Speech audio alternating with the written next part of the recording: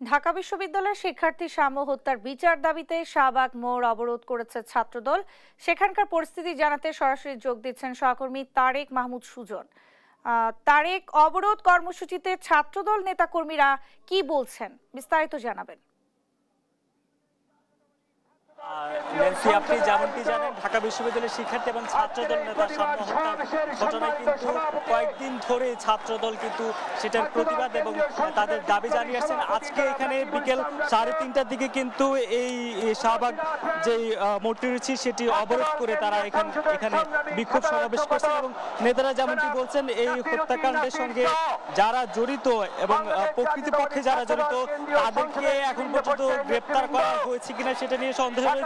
একই সঙ্গে ঢাকা বিশ্ববিদ্যালয় প্রশাসনের যে দায়, সেই দায়টি কিন্তু ঢাকা বিশ্ববিদ্যালয় প্রশাসন এড়াতে পারে না। তারা যেমনটি বলছেন, ঢাকা বিশ্ববিদ্যালয়ের ক্যাম্পাসের মধ্যে তার শিক্ষার্থী হত্যার শিকার হয়েছেন, সেই দায়ভার প্রশাসনকে নিতে হবে এবং একই সঙ্গে এখানে কিন্তু নেতারা ঢাকা বিশ্ববিদ্যালয়ের ভিসি প্রক্টর সহ যারা রয়েছেন তাদের কিন্তু পদত্যাগের দাবিও কিন্তু তারা জানায় এবং তারা যেমনটি বলছেন, যাদেরকে গ্রেপ্তার করা হয়েছে এই ঘটনায় তারা প্রকৃত অপরাধী কিনা সেটা নিয়েও কিন্তু সন্দেহ রয়েছে।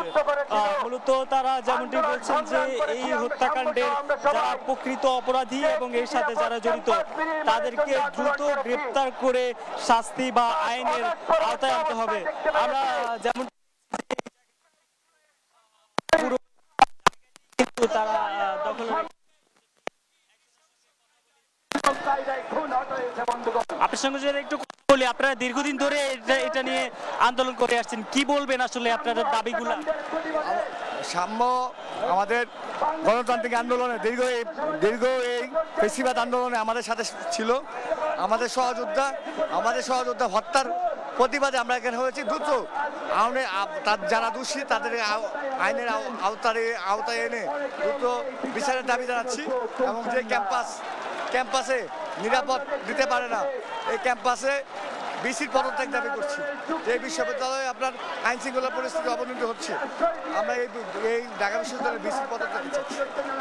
যেমনটি বলছেন, ঢাকা বিশ্ববিদ্যালয়ের যে উপাচার্য তার দাবি কিন্তু এখানে জানাচ্ছেন। একই সঙ্গে এই ঘটনায় যারা জড়িত তাদেরকে দ্রুত আইনের আওতায় আনার দাবি জানাচ্ছেন। মূলত আজকে বিকেল 3:30 থেকে কিন্তু তারা এখানে উপস্থিত হন এবং কেন্দ্রীয় ছাত্রদল হতে শুরু করে আশেপাশের যে ইউনিটগুলোর নেতাকর্মীরা এখানে উপস্থিত হয়ে তাদের দাবি জানান এবং আজকে এই মুহূর্তে যেমনটি দেখছি পুরো শাহবাগ মোড় কিন্তু তাদের অবস্থান এবং তারা সেখানে অবস্থান নিয়ে শাহবাগ মোড়টি অবরোধ রয়েছে এবং গাড়ি চলাচল কিন্তু এই মুহূর্তে হচ্ছে না।